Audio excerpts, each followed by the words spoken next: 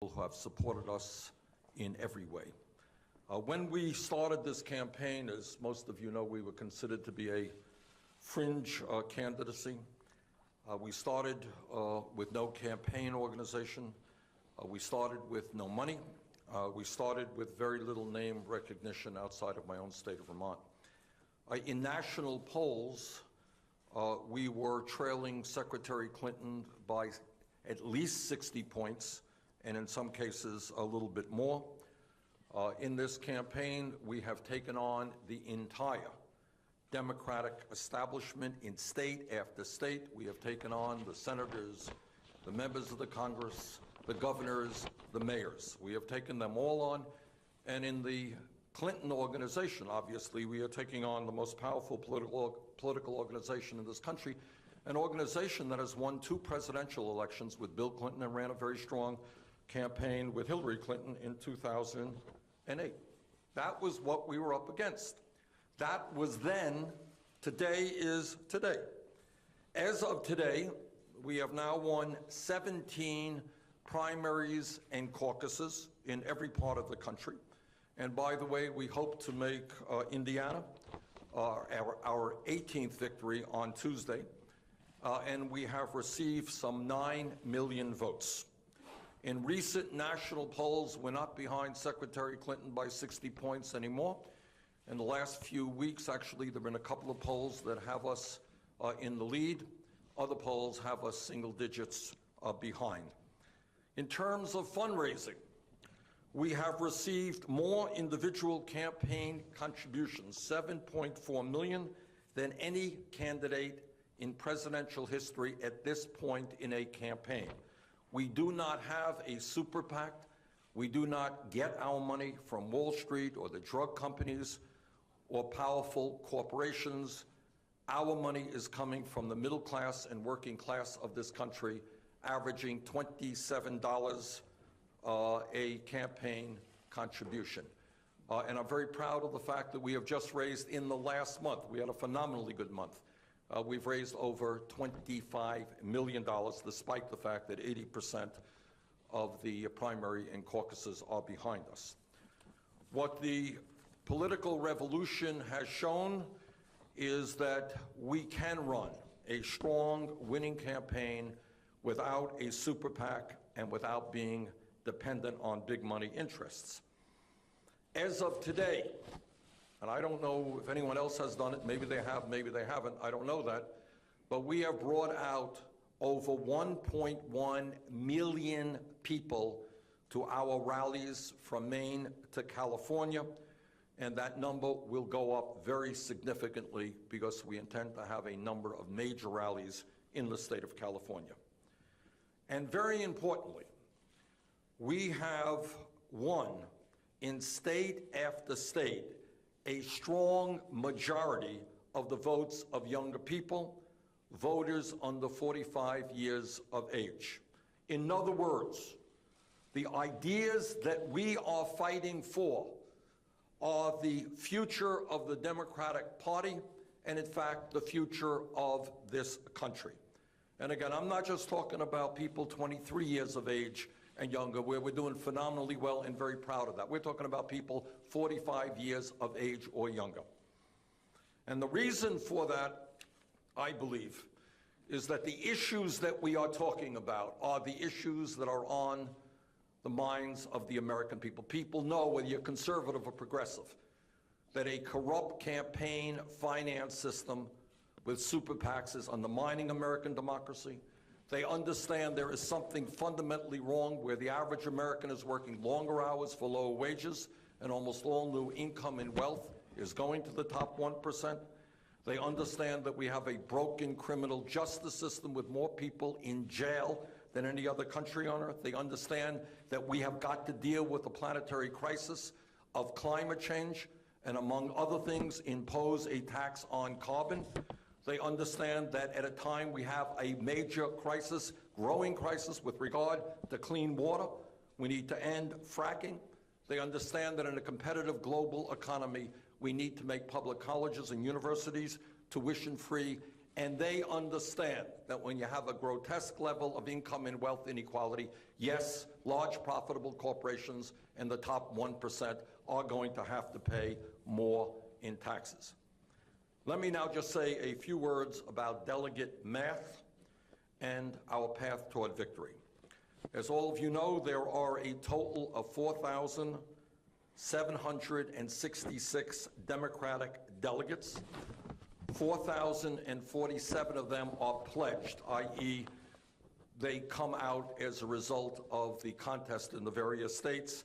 719 are superdelegates. A Democratic candidate needs 2,383 votes in order to win the Democratic nomination. Let me be very clear. It is virtually impossible for Secretary Clinton to reach the majority of convention delegates by June 14th. That is the last day that a primary will be held, with pledged delegates alone. In other words, once more, it is virtually impossible for Secretary Clinton to reach the majority of convention delegates by June 14th with pledged delegates alone. She will need superdelegates to take her over the top at the convention in Philadelphia. In other words, the convention will be a contested contest. Currently, Secretary Clinton has 1,645 pledged delegates, 55% of the total. We have 1,318 pledged delegates, 45% of the total.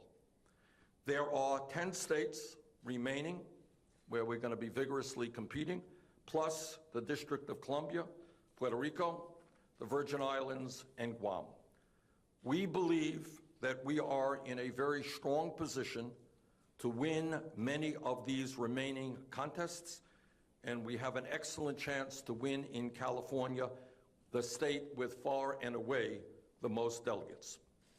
For us to win the majority of pledged delegates, we need to win 710 out of the remaining 1,083. That is 65% of the remaining pledged delegates.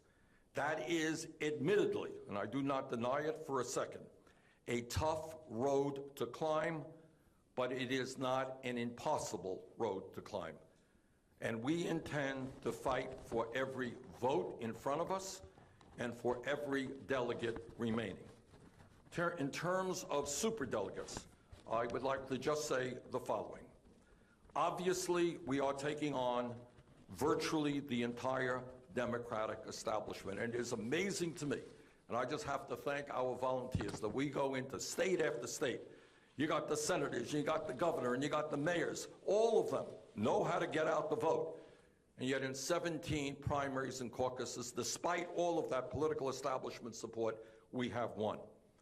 Now, of the 719 superdelegates, many of those delegates committed themselves to Secretary Clinton even before we got into this campaign. In other words, way back then, she was the anointed candidate. And they said, we're with Hillary Clinton. While she has 520 superdelegates, we have all of 39 superdelegates.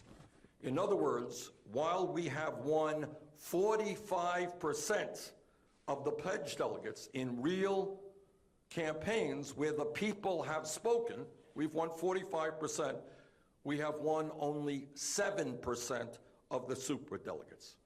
2 points regarding that.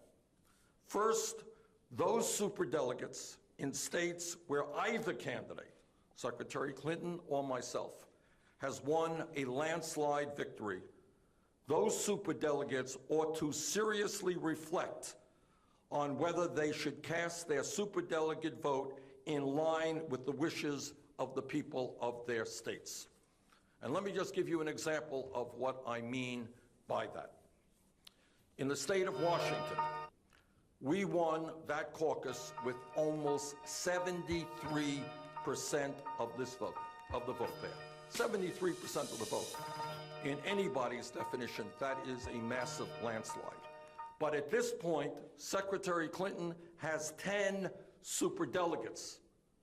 From the state of Washington, we have 0. I would ask the superdelegates from the state of Washington to respect the wishes of the people in their state and the votes they have cast. In Minnesota, we won the caucus there with 61% of the vote. Hillary Clinton has 11 superdelegates. We have 3. In Colorado, we won that state with 59% of the vote, pretty strong margin. Secretary Clinton has 10 superdelegates. We have 0. In New Hampshire, we won that state with more than 60% of the vote. Secretary Clinton has 6 superdelegates. We have 0. And that pattern continues in other states where we have won landslide victories.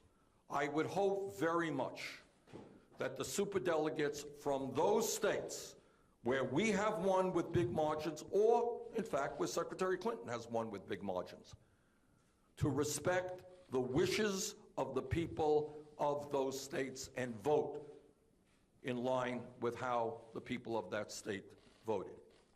Secondly, and extremely importantly, Secretary Clinton and I obviously have many differences of opinion on some of the most important issues facing our country.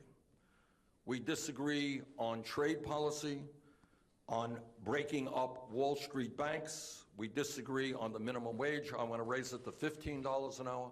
She wants to raise it to $12 an hour. We disagree on whether or not we should impose a tax on carbon to deal with the crisis of climate change. I believe we should.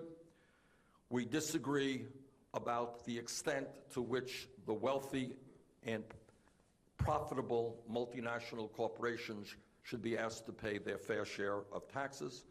We disagree on fracking. I believe we have got to end fracking in this country. We disagree on a number of other issues. But where Secretary Clinton and I strongly agree, and where every delegate to the Democratic Convention strongly agrees, is that it would be a disaster for this country if Donald Trump or some other right-wing Republican were to become President of the United States.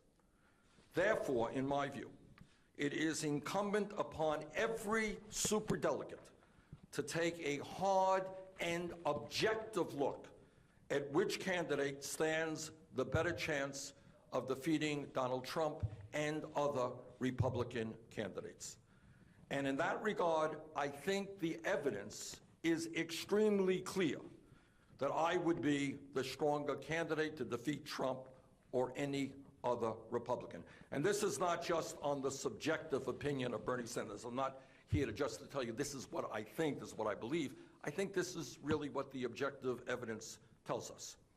And this is based on virtually every national and state poll done in the last several months. Now, I know that polls go up and down, but when you have poll after poll after poll nationally saying that Sanders can defeat Trump by in some cases, much greater margin than Clinton can, I think it is worth paying attention to that. In a Morning Consult survey, we beat Trump by 16 points. She beats him by 7. These are very recent polls. In an IBD poll, we beat Trump by 12. She beats him by 7. The USA Today poll, we beat Trump by 15. She beats him by 11. A George Washington University poll, we beat him by 10. She beat him by 3. Fox News has us beating Trump by 14. She beats him by 7. But it is not just national polls. Everybody knows that at a general election in the United States, you win the electoral vote taking place in 50 states in this country. And if you look at virtually every battleground state, in Arizona, in Michigan, in Missouri, in New Hampshire, in North Carolina, and in many other states which are up for grabs, maybe won by the Democratic candidate, maybe won by the Republican candidate, in every one of those states, we defeat Trump by larger margins than she does. Further, equally important, What recent elections tell us is that when the voter turnout is high, when people come out in large numbers, Democrats and progressives win. People are excited. They come out. Young people come out. Working class people come out. People don't always vote come out. Democrats win. On the other hand, Republicans win elections when the voter turnout is low, and that is exactly what we saw in the last national election in 2014, when 63% of the American people didn't vote. There is little doubt in my mind that the energy and the excitement in this campaign is with the work we have done. And I believe that energy and that excitement among working class people, among middle class people, among young people, will translate to a very large voter turnout in November, which not only will mean victory for the White House, it will mean victory for Senate races, U.S. House races, and governor's races throughout this country. This is an issue that I hope the superdelegates will pay keen attention to. I understand that some of them prefer Secretary Clinton, fair enough. Some people prefer me, fair enough. But at the end of the day, what every person in Philadelphia who goes to that convention understands, that we must have the strongest candidate to defeat Trump or another Republican, and I think the objective evidence is that I am that candidate. Thanks very much. Let me start. We'll take a few questions. We're off to Indiana in a few minutes, but let me start with Lisa Lera from AP. Lisa, you here?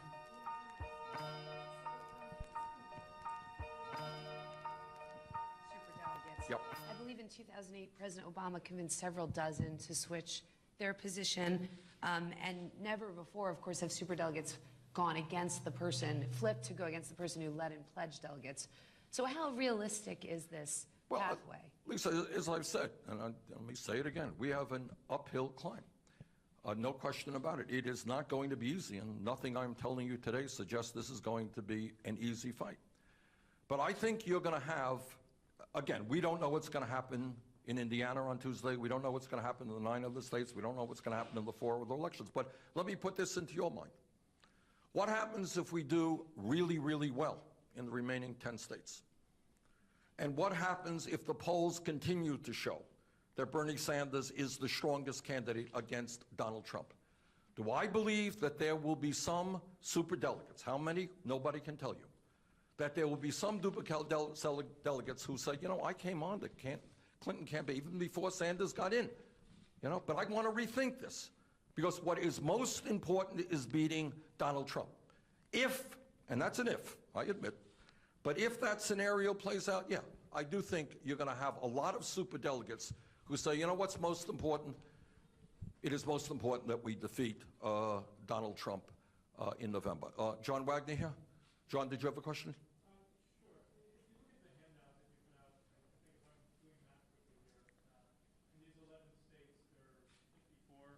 Delegates that Hillary Clinton has claimed and another 23 that are uncommitted. Are those kind of numbers enough to even get you where you need to be? No, they're not, John, but it's just part of the process. So in other words, those are delegates.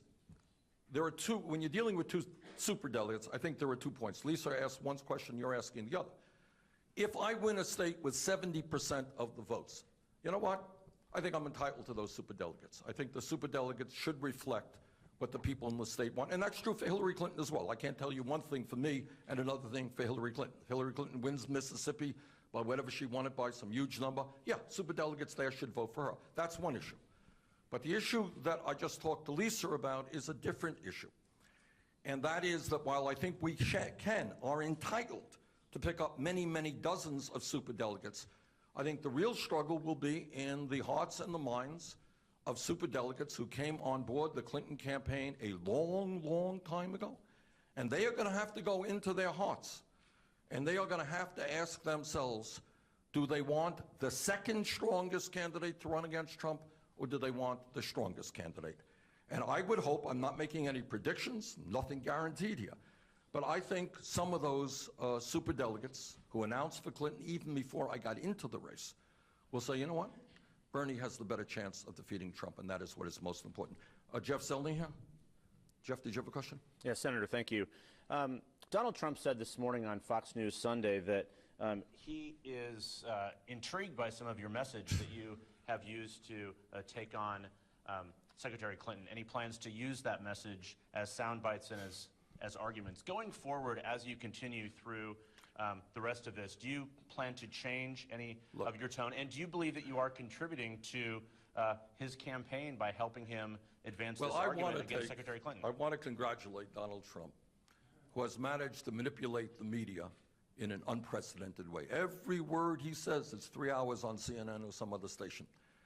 No, the Republican Party and Trump have the resources to do all the opposition research they want on Secretary Clinton. They don't need Bernie Sanders' critiques of the secretary.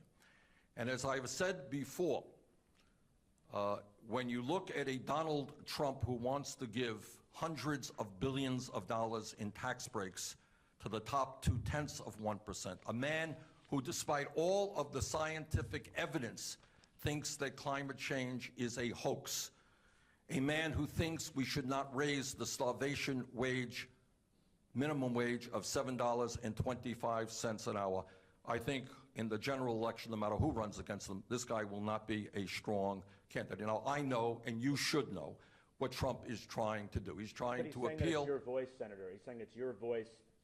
You as her rival is helping him make that argument. It's not the research. It's the fact that you are saying that about her. I think that's nonsense, and I'm glad to see that he manages to get through to some media making that point. What is a campaign about? A campaign is supposed to be about not just political gossip. It's actually supposed to be about differentiating the points of view that candidates have. Secretary Clinton and I have different points of view on a number of issues. And I have tried my hardest to run an issue-oriented campaign, explaining to the American people the differences that we have. Now, I may be old-fashioned, but that's kind of what I think democracy is supposed to be about. And frankly, as you've heard me say, Jeff, 1,000,000 times, I do wish media pays more attention to why the middle class in this country is disappearing, the morality of the grotesque level of income and wealth inequality. Every now and then, maybe mention climate change, the great environmental crisis our planet faces, every once in a while. I don't want too much out of this. But Trump is trying in a number of ways, I think, to tap into some of my support. If I lose the nomination, he will not get that support. If I lose the nomination, and we're here to do everything we can to win it, I will fight as hard as I can to make certain that Donald Trump does not become president of the United States. Is Nicole here? USA Today? John Nolan, CBS. John here? John, you here? Yes. Yeah. Did you have a question? Yes. So on superdelegates, what have you heard back in reaching out to superdelegates and asking them to look at your wins and ones that you may win over? Well, I think there are two separate issues. And it's not just me. It is people in the states. If you live in Colorado, if you live in some of the other states, Minnesota, where we have won landslide victories, I think the superdelegates are hearing from the people in their own state saying, hey, you know what, how about representing the people of our state, whether it's Colorado, Minnesota, or whatever state it may be. And we have got to begin the conversation with many of the superdelegates who signed on with Secretary Clinton very early on. And if I think the objective evidence, and we will see, we still have time to go. We got to go through June 14th. But I think that if the evidence is there, that we are by far the stronger candidate, I'm confident that we will win some of those folks over. Dan Roberts, Guardian. Dan here? Yes. Hey, Dan. Whatever happens next, you have, as you said, come a long way in a year. Looking back, what lasting achievement are you most proud of? Or to put it another way, if this uphill road doesn't lead to nomination, what do you think your political legacy will be? Not into legacy, Dan. Right now, in the next month and a half, we're fighting to win every delegate that we can. I hope my legacy will be that I was a very good president of the United States. Mary Alice here? Where are you, Mary? There you are. Thank you, Senator. If you do not secure the majority of pledged delegates, do you still believe that superdelegates should switch and back you, in essence, Yeah. rejecting the opinion of the voters? Yeah, well, you know, it's a funny thing. Right now, you have state after state where we have won landslide victories, and there are superdelegates who are saying, we don't have to listen to the people. We'll vote for Hillary Clinton. I think at the end of the day, what superdelegates are going to have to consider, and by the way, I hope, it's a steep hill to climb, I hope that we will win the pledged delegates. But at the end of the day, the responsibility that superdelegates have is to decide what is best for this country and what is best for the Democratic Party. And if those superdelegates conclude that Bernie Sanders is the best candidate, the strongest candidate to defeat Trump and anybody else, yes, I would very much welcome their support. Danny Freeman, NBC. Danny? Hey, Danny.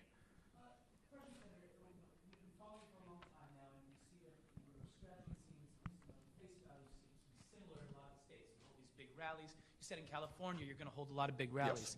Have there been any lessons learned from, say, states like New York where you projected you would do better that you will apply to these upcoming 10 states? Well, here's the difficulty. A good question, Danny. And thanks for giving me the opportunity to answer that in this sense. Talk about New York State. We got, what do we get, 42, 43% of the vote. We did poorly. 3 million independents in New York State were disenfranchised. They could not vote because of the crime of writing down that they were independents. I think that that's absurd. Now, I cannot tell you, and I won't tell you, that if the independents, 3 million of them, were allowed to vote, and by the way, in most polls, in most contests, we do far, far better than Clinton does in the independent vote. Sometimes when you get 2 out of 3 votes. I cannot tell you that if independents were allowed to vote in New York State, we would have won. I don't know. No question, though, we would have done much, much better. So we walk into, I mean, not only are we taking on, I don't mean to cry here, you know, we know what we're getting into, we know what the rules are, we accept them, we're doing the best that we can. But please appreciate, in state after state where independents cannot vote, we are at a real disadvantage. And it's a little bit absurd because independents do vote in a general election. So if Democrats want the strongest candidate out there to take on a Republican, I think it's pretty dumb to be excluding independents, and I hope and will fight, whether I win or not, to change those rules. But to answer your question, you know, frankly, you know, in hindsight, it is always, you know, you can always think about things that you should have done better, and someday, you know, I will tell you all those things. But at the end of the, and that's true for any campaign. I'm sure you talk to Clinton's campaign, they'll tell you all the things they could have done better. But, you know, I am enormously proud of the campaign that we have run up to this point, and I hope it gets better. Any of you here who would have bet that on May 1st, Bernie Sanders would have won 17 primaries and caucuses, if you had the odds that I think you would have a year ago, you wouldn't be sitting here. You'd be off very wealthy individuals. So we're proud of the campaign that we ran. Millie Legerin here? Millie here? Millie here? Okay, yes, ma'am. Did you want? And that may be the last question. I think we got to get a plane here.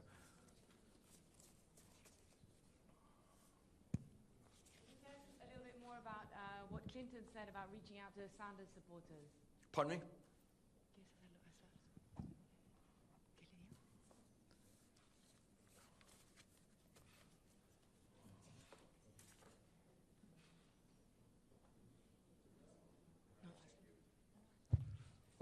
Okay. All right, listen, thank you all very much. We got to catch a plane to get this.